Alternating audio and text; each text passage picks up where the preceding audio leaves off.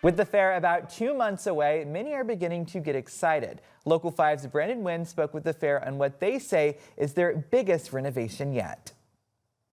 Excitement for the fair is on the rise, and more excitement is on the way as a historic building is receiving a major renovation. The swine barn for the Iowa State Fair is as historic as it gets. These barns were built in the early 1900s, and obviously over the course of time, they need improvements. Hosting activities for over 100 years with spaces for our porky friends. Iowa State Fair CEO Jeremy Parsons shared what fairgoers can expect. Really, for the fairgoer, when the barn renovation is complete in 2028, they're going to basically have a facility with new electrical service, new internet, handicap accessible restrooms. Not to mention repairs to replace the leak-prone roof. The project is the largest facilities project in State Fair history. And with a $19.6 million price tag, it's money that Parsons feels is much needed. The swine barn was really last renovated in the 1940s. So it's a chance for us to really preserve these buildings before they get in such a state of disrepair that we can't use them any longer. The first phase of repairs will be installed by the beginning of the fair this year, and phase 2 will kick off right after the 2026 Iowa State Fair ends. One of the things we do here at the fair is really try to preserve that tradition by preserving these buildings, but also making sure that they're updated for today's world. And so really that's what we try to do with every one of our renovation projects. These pre-pork chop pigs can look forward to these new accommodations come 2028. In Des Moines, Brandon Wynn, Local 5 News. Leaders in Ames are considering a new data center proposal. The company, LightEdge, which already has multiple in central Iowa, originally wrote to the city to pitch the idea. It would be built near the airport on Aviation Way, just west of the Sigler Company's building. As Local 5's J.D. Snover reports, it's drawing mixed reactions. Turning on a data center in Ames, I see a void of leadership when it comes to regulation of these things. Is a turn off for residents like Miles Tritle. Part of standing against these data centers is that I see the data centers as the only kind of proxy for the general stance against AI. He's one of more than 2,800 people who signed an online petition. We've heard these terrible stories from other communities, particularly rural areas that have really had their quality of life diminished by these being built. Urging the Ames City Council to reject a proposal from LightEdge, which wants to build a data center near the airport. Benefit to the airport, to me, is not benefit to the larger community. Tritle also questions the economic impact. Well, they always talk about it creates jobs, but within the proposal it says there will be fewer than 10 people working there at any time. And those concerns are part of a broader conversation, including inside a graduate classroom at Iowa State University. It's just that when you negotiate these data center deals, you need to think more holistically. The course is taught by Bill Schmarzo, who returned to Iowa after more than 40 years in California. I know from first experience in Silicon Valley, that's why they're drawn here. They like the idea that Iowa has all this renewable energy. Well, let's double down on that. His students studied the Apple data center in nearby Waukee and graded how it interacts with the community. Apple got an A-, Waukee got a D+. Schmarzo says communities can push for stronger returns, and he says local leaders should approach projects like this differently. We thought like politicians. Oh, get Apple in here. That looks really powerful. It looks good. That perspective could shape how folks in Ames see the proposal. I want to hear discussion about it, not just a proposal that's been written, but I want to hear back and forth. In Ames, I'm J.D. Snover, Local 5 News.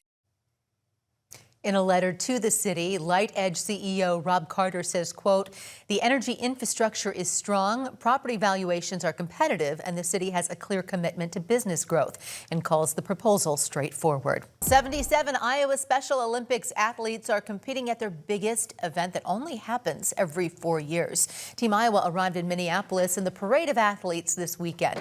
Iowa athletes say the atmosphere was electric. Right now, 4,000 are competing in 14 events. Among them is a basketball team from Sac County. They've won the state of Iowa for the past 8 years. Athletes say if you want to know the definition of inclusion, all you have to do is come to a Special Olympics event. I would say how close we come as a team.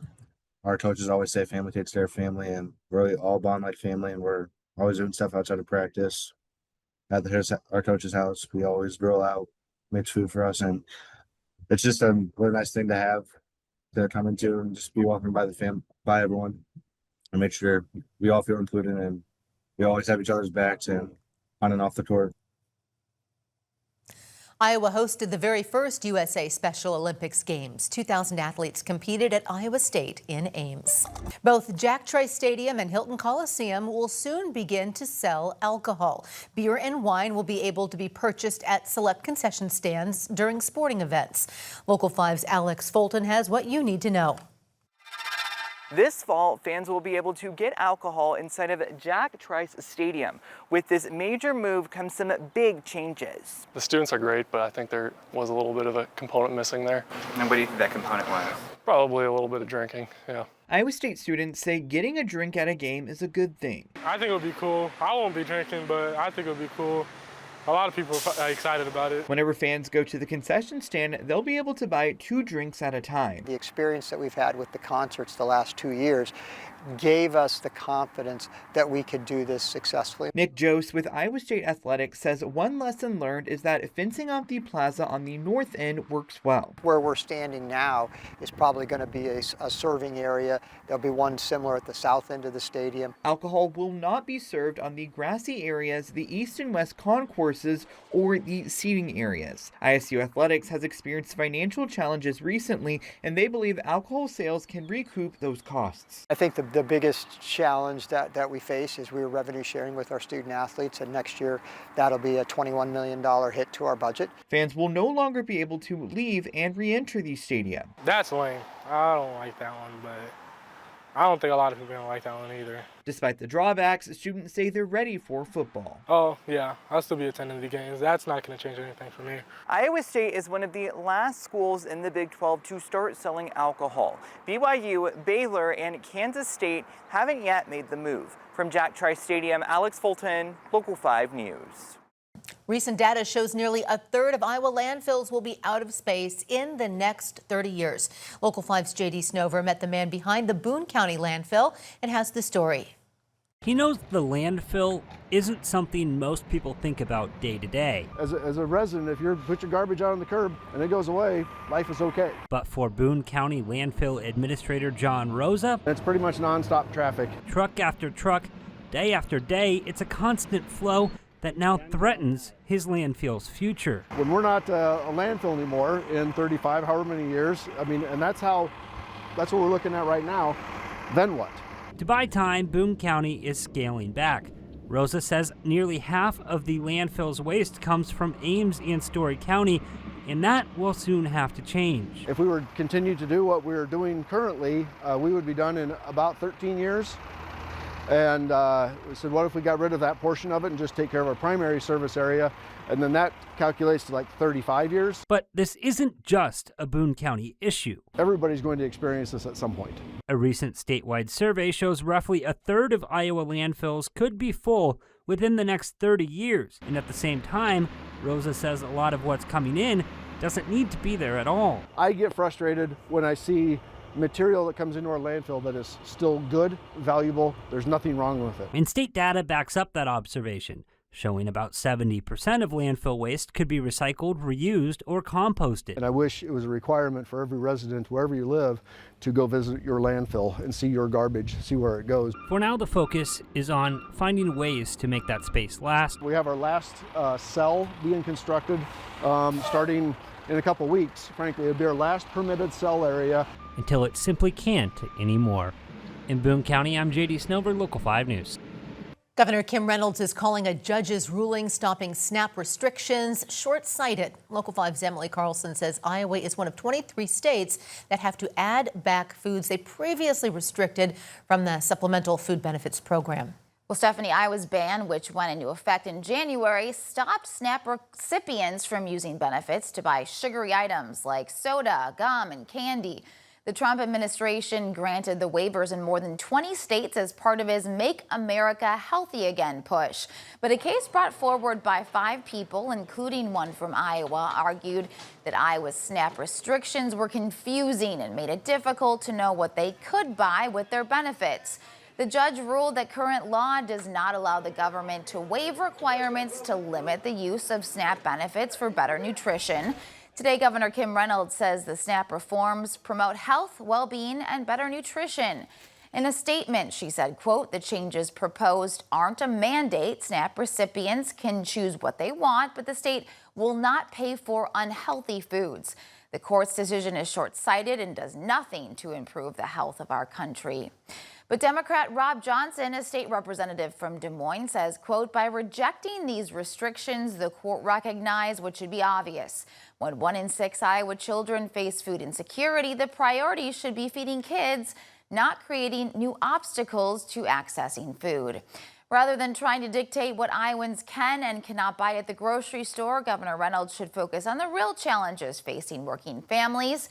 Iowa ranks in the bottom half of the nation for wages, personal growth, income growth, and economic growth. In the ruling, the judge says her decision is not a comment on whether Iowa's ban on sugary foods is a good idea or not. Rather, her decision was made strictly on the fact the state violated the law and their own regulations along the way. The USDA has not commented if they will appeal the ruling. Tonight, the Iowa Migrant Movement for Justice is cutting almost half of its legal team. The organization says it's because it's losing 2 grants through the federal government's Office of Refugee Resettlement.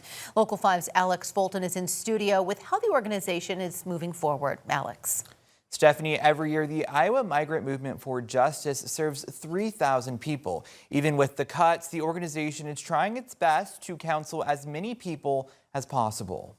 There's all kinds of things that people need when they settle in Iowa. The Iowa Migrant Movement for Justice is here to help. We're a resource that is desperately needed, urgently needed in our state. Erica Johnson's team provides immigration legal services for free or a low cost. And we're one of the only immigration legal service providers that exists in a nonprofit way. It's more commonly known as Iowa MMJ. Last year, Johnson learned she'd no longer get 2 federal grants. It was funding that wasn't going to impact our services in 2025, but looking into the future, we've had to make some decisions. The decision to reduce the legal team by 40% starting in September. What we hope is that our government and our systems will invest in solutions that help our community. The grants supported services for those working to become naturalized citizens and Afghan and Ukrainian immigrants. That's what we're experiencing, a cut in services to provide immigration legal services to people who fought with U.S. troops in Afghanistan. Iowa MMJ tried other sources to make up the money. This loss that we're looking at from public sources is just too great for us to be able to overcome. No luck, and now 1,000 fewer immigrants each year will have help. We might not be able to serve as many people as we have in the past, but we're still here and we are committed to serving as many folks as we can. Iowa MMJ will still serve Afghan and Ukrainian immigrants and those working to become naturalized citizens even after September. Stephanie. And abortion law will soon be changing here in Iowa. Yeah, there's still a ban right now around 6 weeks of pregnancy, but starting July 1st, the way people can get abortion medication will look different. Local 5's Emma Stroner is live at the Capitol this morning. Emma, what exactly is changing? Well, instead of being able to get abortion medication either on a telehealth call or get it prescribed in mail, people will need to go in person to get this prescribed. Now, since this is one of the laws that's going into effect in just less than a week, it's being talked about a lot right now and with some different feelings behind this law. So first we spoke with Planned Parenthood, and they say it further restricts access, abortion access in our state. They've heard arguments about the medications coming with some side effects, and to that they say the drugs are researched to be safe and effective. They say since 2023, the amount of Iowans going to other states for services is going up. We've seen a 46% increase in Iowans turning to Minnesota health centers within Planned Parenthood and a 220% increase in Iowans turning to Nebraska health centers. On the other hand, Pulse Life advocates believes this is an essential step in the right direction. They believe the medications come with harms and that seeing a doctor in person reduces those harms. Ultimately, their goal is a total abortion ban in Iowa, and they say this law gets them closer. Our goal in the pro-life movement and for Pulse Life advocates and our gold standard is to eliminate abortion from our state completely. And so next legislative session, as is every legislative session, we will be moving forward for life at conception. And we're seeing some data from the Kaiser Family Foundation from June of 2025. They say in that month, 35% of abortions were in person versus 65% over telehealth. Now, in the months following this law, after it becomes effective, we'll continue to track this for you and let you know exactly the effects we see. Live in Des Moines, Emma Stroner, Local 5 News. Today, President Trump canceled plans to sign a landmark bipartisan housing affordability bill until he gets action on his Save America Act legislation. The housing bill aims to tackle America's affordability crisis through encouraging more housing supply and local government to reform zoning and permitting restrictions. The bill also includes limits on private equity, prohibiting large vendors from buying single-family homes. It passed in both chambers of Congress.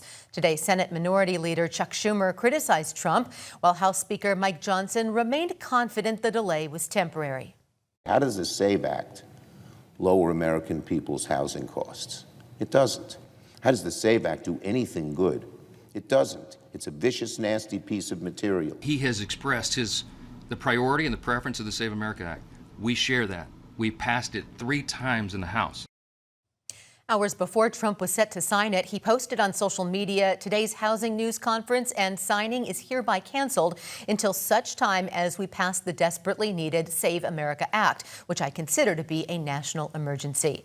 The bill would tighten requirements to vote in U.S. elections.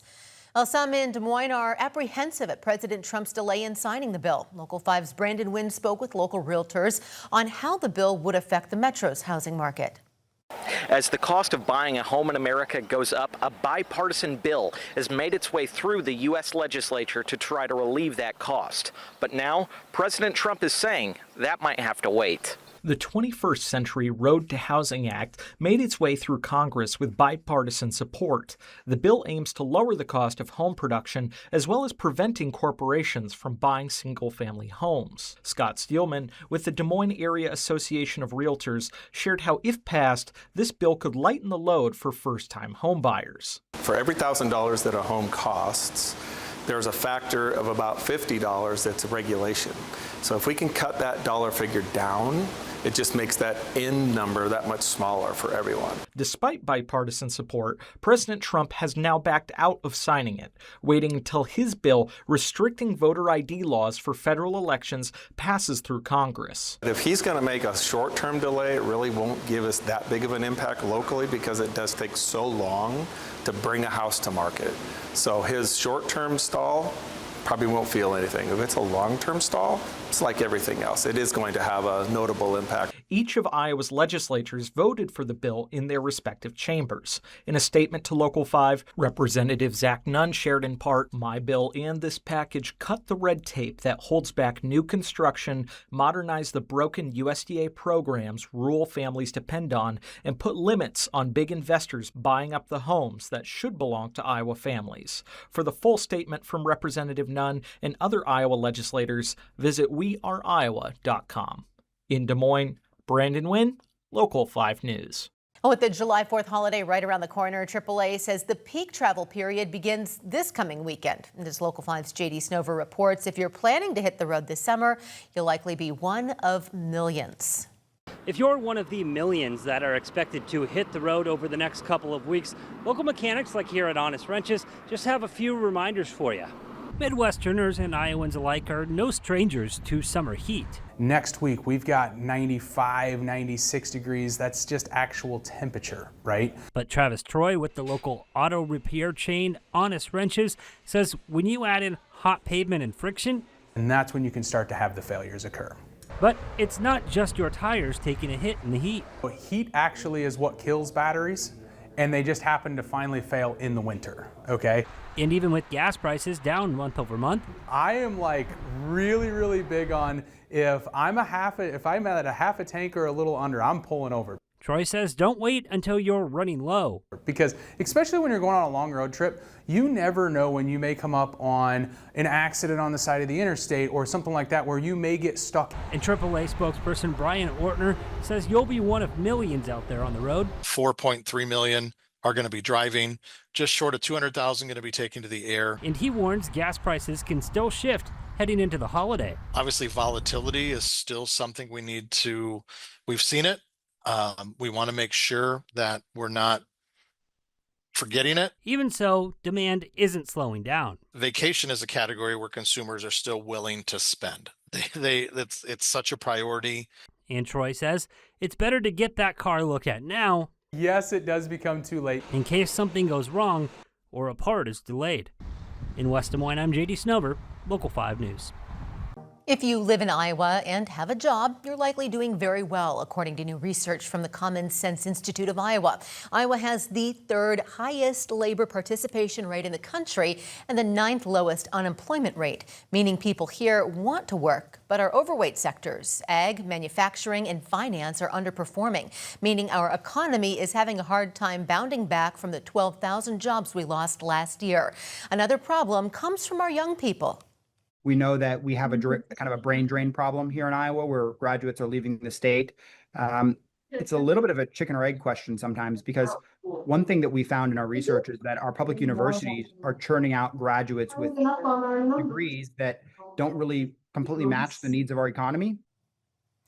Tech has done well in the past post-pandemic world, but it's not a strong sector in Iowa right now. Murray says this might not be a popular view, but he thinks data centers might be Iowa's ticket into the tech world. Tonight, the family of a late Ellipsis staff member is suing multiple current and former employees for gross negligence. 2 years ago, Kathleen Galloway Menke died after chasing a teen who was running away from the home for troubled youth. Jovan Mathis pleaded guilty to voluntary manslaughter last year. Local 5's Alex Fulton is in studio with the new claims being brought forward now. Alex. Stephanie, Ellipsis's former CEO, Chris Copeland, was named in the lawsuit. It alleges that she confessed that she knew police were being called to Ellipsis and youth were leaving more often even before the incident. The lawsuit claims that well before Kathleen Galloway Menke died, Ellipsis leadership was made aware of Jovan Mathis's concerning behavior. In May of 2024, Mathis ran away from Ellipsis. Galloway Menke was following after him. He pushed her, she fell on her head on the sidewalk and died days later. Before the incident, Mathis made verbal threats of injuring and killing staff members. He was known to be extremely violent, specifically to female staff and Galloway Menke, according to the suit. In fact, he allegedly assaulted and injured several staff members and youth at Ellipsis, resulting in them needing medical care. Galloway Menke allegedly told her supervisors she was scared to go to work because of the threats from Mathis. Galloway Menke's own daughter, Chloe Williamson, worked at Ellipsis as well. She quit weeks before the incident because of threats she received from Mathis. The suit claims that Ellipsis leadership knew Mathis's behavior was the reason why Williamson left. Before the incident, staff allegedly reported concerns about inadequate security, frequently changing safety protocols, and a lack of training and de-escalation. In a statement to Local 5, Ellipsis CEO Kelly Hannon said, "While we cannot comment on the pending litigation, we can state that we are committed to seeking a fair and just outcome in this matter while keeping our focus on the vulnerable youth and families we serve." After the incident, Ellipsis was investigated by Iowa OSHA and cited for multiple offenses. The final report, released in November of 2024, found that employees were often exposed to violent episodes. It states Ellipsis failed to conduct a workplace assessment of hazards related to workplace violence. That was all included in the lawsuit. We were not able to get a hold of Galloway Menke's legal team or the defendant's attorneys. Well, high schoolers have a lot going on between school, extracurricular activities, and of course their social lives. But imagine running a business on top of all of that. In this edition of The Drive, I'll introduce you to a senior managing responsibilities in the trenches and in the kitchen. Under the blazing summer sun, the Roosevelt football team is putting in work ahead of the upcoming season. Senior lineman Gabe Garcia is helping lead the way. I mean, the guys right there, they push me too, to be my best and to do my best every day. But when practice ends, Gabe's day is far from over. I know I have to be here. Gotta be here in the morning. Gotta be here until 11. And as soon as I get home, I gotta bake. And then once I'm done baking, I can relax for a little bit. There you go, enjoy. Thank you. See you later, buddy. Gabe's the owner and CEO of Little G's Treats, a business that took off during the pandemic, but was born from childhood memories in the kitchen. You got 2. Yeah, 2. My first memories were me in the kitchen with my parents and stuff like that. I wanted to try it, why not, see what happens, and it slowly became a way to get back to my community and give back to my community. There you go. Thanks, guys. Enjoy. Juggling life as a student athlete and a business owner takes discipline. Cash card Venmo. It's kind of that know your limits thing. I know what I have to get done, and I'm going to get it done one way or another. His coaches and teammates have become some of his biggest supporters. Last year, he made brownies for the team on one of our team dinners. It was one of the best brownies I've ever had. I don't even like brownies that much. But it goes to show like how much work he puts into that as well, to everything that he does. That hard work has helped turn Little G's Treats into a success story. Last year, the business was voted as having the #1 dessert in Des Moines. His mom, Julie, has been by his side since the beginning and is amazed by how far Gabe has come. None of that crossed my mind as we were going. We're like, oh, this is just something fun. We just want to make people smile and share our treats, share his culture. I never in a million years dreamed this is where he would be going into his senior year. For Gabe, the recipe for success is simple in everything he does. Hard work, discipline, and a whole lot of heart. There you go. Say thank you. Say, buddy. Of course. One thing I strive for is, being the reason that someone smiles today. It's not every day is going to be a good day, but there's good in every single day.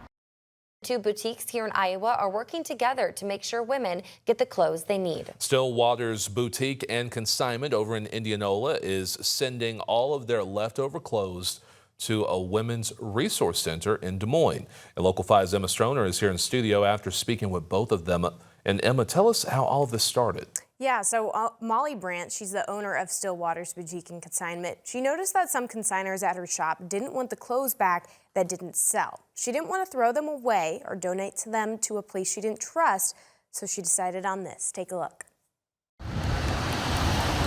We had originally been just a women's boutique. After Molly Brandt expanded her and her mom's boutique, We added in the consignment portion of it. she realized she had more clothes than she planned for. We didn't want them just to go out. Molly didn't want the clothes just to go out because the clothes aren't just clothes. If we don't look good, and we don't feel good. I think that's a motto that I live by. She's now making sure women both look good and feel good. She just expressed a desire to give back. With a little help from an organization who wants to do the same thing. We're pouring into our women who are going through our life recovery program through this opportunity to shop in the boutique. Stillwater's Boutique and Hope Ministries are working together to supply the organization's Count Your Blessings boutique, using the clothes Molly didn't want to just throw out. Women progressing through recovery at the center can earn blessing bucks as they take positive steps in their lives. Many women need to learn about budgeting money,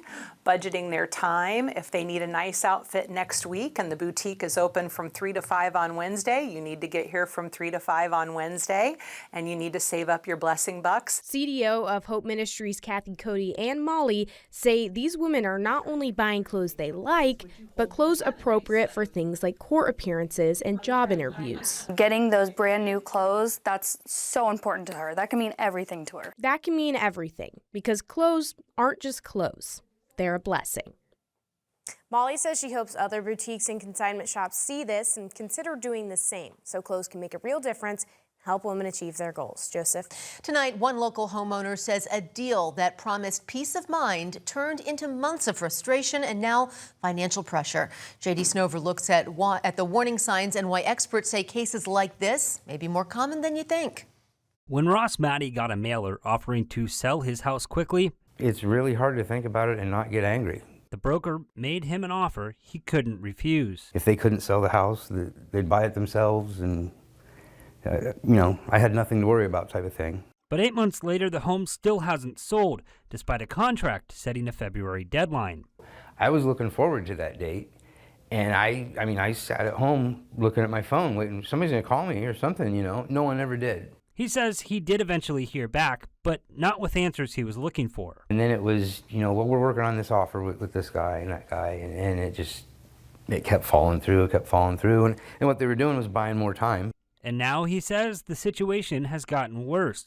Matty says the company filed an affidavit tied to his property and is now pressuring him for money. But my whole reason for selling it was financial to begin with. And he's not the only one raising concerns. This is something that we're seeing over and over. Mitch Caluzzi, a real estate broker and house flipper, says situations like this can put legitimate sellers at a disadvantage. People don't understand what they're getting into on the front end, and they don't understand what that affidavit's actual ramifications are. He says the lack of clear, uniform rules is part of the problem. Right now it's the Wild West.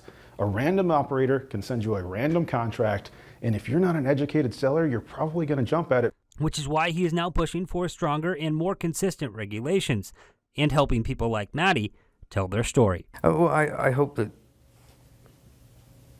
somehow this is stopped and other people don't have to go through it too. I'm JD Snover, Local 5 News.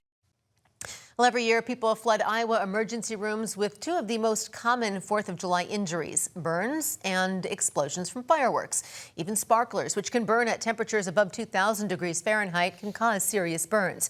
In Iowa, fireworks are legal from June 1st through July 8th, but one local government can set their own rules. A local emergency room doctor says up to 90% of the injuries they see around the 4th could be avoided if people stop doing these two things.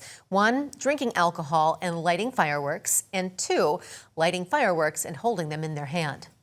That's why I say, some of the things I'm advising are like almost duh kind of statements, and that's true, but like if you follow some of just very rudimentary statements, follow some of those rudimentary rules, that would eliminate probably 70 to 90% of injuries that we see. The other top injuries at ERs around the 4th are slips and falls, mostly from people being unaware of their surroundings. The Supreme Court made a major ruling today in regards to the pesticide Roundup. Local 5's Brendan Wynn spoke with one local farmers group on why they're concerned. A Supreme Court ruling limits the amount of cancer claims that can be made in regards to the product Roundup. Local farmers are now reacting. Popular pesticide Roundup and similar products have been a prominent topic of conversation in Iowa politics recently due to their alleged link to cancer diagnoses. We've used a lot of Roundup on our farm over the years in various different capacities. Polk County farmer and president of the Iowa Farmers Union, Aaron Lehman, has been in the industry his whole life. He spoke about the Supreme Court's ruling that the producers of Roundup, Bayer, should not be held liable for the alleged cancer risks of their product, and thus not requiring a label indicating cancer risks. It's really a decision that hurts farmers. Farmers should have the ability to defend and protect their health and their well-being, and this decision makes it harder for farmers to do that. The Environmental Protection Agency denies the claim that the active ingredient of Roundup, glyphosate, causes cancer when used within EPA parameters, something Supreme Court Justice Kavanaugh cited as reasoning for the ruling, also citing the already in place EPA labeling requirements as further justification. Bayer CEO Bill Anderson shared in a statement, in part, the decision brings overdue justice on an issue that should have been clarified much earlier. It's time to put it behind us. Strengthened by this ruling, we continue to pursue our multi-pronged containment strategy, which includes the previously announced class settlement. Bayer has also announced a dedicated fund for settling cancer claims as a result of Roundup. Yet some farmers see this as a step backwards in an ongoing cancer discussion in Iowa. Iowa farms rely on safe, effective herbicides. It impacts a lot of Iowa agriculture. So we need to get this right. Brandon Wynn, Local 5 News. The 2026 Des Moines Arts Festival just kicked off at 11 o'clock, and there's a lot in store for this weekend. Let's get over to Local 5's Emma Stroner, who's got all the details. Emma, what's it like there right now? It's a little breezy, but it's also, people are already starting to roll in here. It just opened at 11, but a lot of people were waiting to get into the festival right when it kicked off. Lots of excitement today, and to talk a little bit more about the excitement, we have Colleen Murphy with us at the Des Moines Arts Festival. Colleen, it's nice to have you. Thank you so much for coming down. Yes, of course. So I first want to ask, what's in store for day one of the Arts Fest? Oh, there's so many things happening today. The 195 visual artists are all here and ready. They come from 35 states this year. About 50% of them are new that you wouldn't have seen seen last year. And because we're an all original show, all the work is all new. So you'll see a lot of new art that you haven't seen in the past. Got you. So yeah, if you came here last year, come here this year, you're going to see a bunch of new stuff, is what you're saying. And is there anything else that we can look forward to on Saturday and Sunday that you're really excited about? We have a great live music lineup throughout the weekend. We've got Drew Holcomb and the Neighbors tonight, Fastball and Letters to Cleo Saturday night. We've expanded our literary program, so New York Times bestselling author Patrick Bringley will be here tomorrow. It's a partnership with Avid, so you want to come check that out. But there's also films and other programming, different things happening, a fashion show on Sunday, so I'm excited to see it all come together. Yes, a lot to look forward to.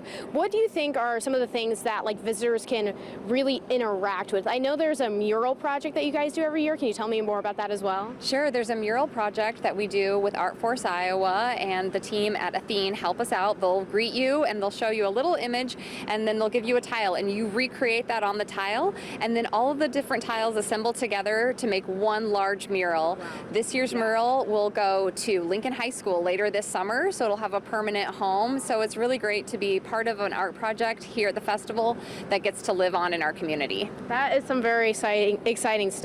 And I know it's going to be weather-wise a pretty good weekend. I know Sunday is going to heat up a little bit. How do you guys kind of plan to navigate if it gets a little bit too hot on that last day?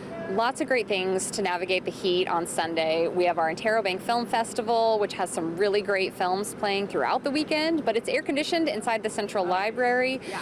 The Roots stage has a nice covered area, so you'll be able to get some shade and some seating and enjoy some great music. There's some really great programming in there on Sunday.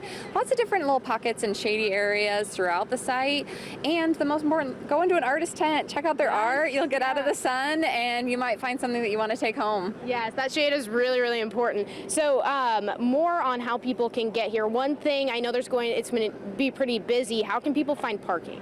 Sure, the Nationwide Parking Garage on 12th and Walnut has free parking throughout the weekend. If you come down today, they'll issue a ticket. If they leave after 3 p.m., the gates will be open and it's free, so it's really easy. Awesome. And it's so close. It's literally right across from our entrance on 12th, so hardly any steps just to get into the festival. Cool, very good to know. Well, I want to thank you so much for coming on the show today, and I'm looking forward to this great weekend. Thank you. Thank you. All right, well, for timing specifically, the Arts Fest is open today from 11 to 10, and then tomorrow 11 to 10, Sunday 11 to 5. So definitely make some time to get out here this weekend. Lots to see. Live in Des Moines, Emma Stroner, Local 5 News.